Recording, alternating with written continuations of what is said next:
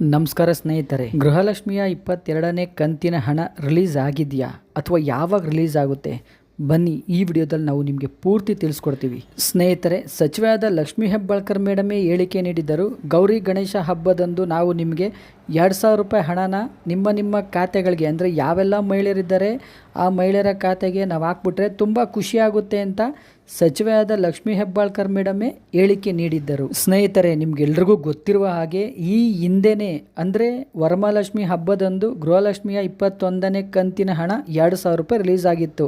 ಆ 2,000 ರೂಪಾಯಿ ದುಡ್ಡು ಒಟ್ಟು 4 ಹಂತಗಳಲ್ಲಿ 1,25,00,000 ಫಲಾನುಭವಿಗಳ ಖಾತೆಗೆ ಜಮೆ ಆಯಿತು. ಇನ್ನೂ ಒಂದು 10% ಫಲಾನುಭವಿಗಳ ಖಾತೆಗೆ ಈಗಲೂ ಕೂಡ 2,000 ರೂಪಾಯಿ ಗೃಹಲಕ್ಷ್ಮಿಯ 21ನೇ ಕಂತಿನ ಹಣ ಜಮೆ ಆಗ್ತಾನೇ ಇದೆ. ಸ್ನೇಹಿತರೆ, ಸರ್ಕಾರದಿಂದ ಈ ಕ್ಷಣದವರೆಗೂ ಯಾವುದೇ ರೀತಿ ಗೃಹಲಕ್ಷ್ಮಿಯ 22ನೇ ಕಂತಿನ ಹಣದ ಬಗ್ಗೆ ಮಾಹಿತಿ ಬಂದಿಲ್ಲ. ಸಚಿವೆಯಾದ ಲಕ್ಷ್ಮೀ ಹೆಬ್ಬಾಳ್ಕರ್ ಮೇಡಮ್ ಯಾವುದೇ ಮಾಧ್ಯಮದಲ್ಲೂ ಕೂಡ ಈವರೆಗೂ ಗೃಹಲಕ್ಷ್ಮಿಯ 22ನೇ ಕಂತಿನ ಹಣ ರಿಲೀಸ್ ಮಾಡ್ತೀವಿ ಅಂತ ಎಲ್ಲೂ ಹೇಳಿಕೆ ನೀಡಿಲ್ಲ. ಸರ್ಕಾರ ಆದಷ್ಟು ಬೇಗ ಗೃಹಲಕ್ಷ್ಮಿಯ 22ನೇ ಕಂತಿನ ಹಣ 2,000 ರೂಪಾಯಿ ಎಲ್ಲ ಮಹಿಳೆಯರ ಖಾತೆಗೆ DBT ಮೂಲಕ ಜಮೆ ಮಾಡಲಿ.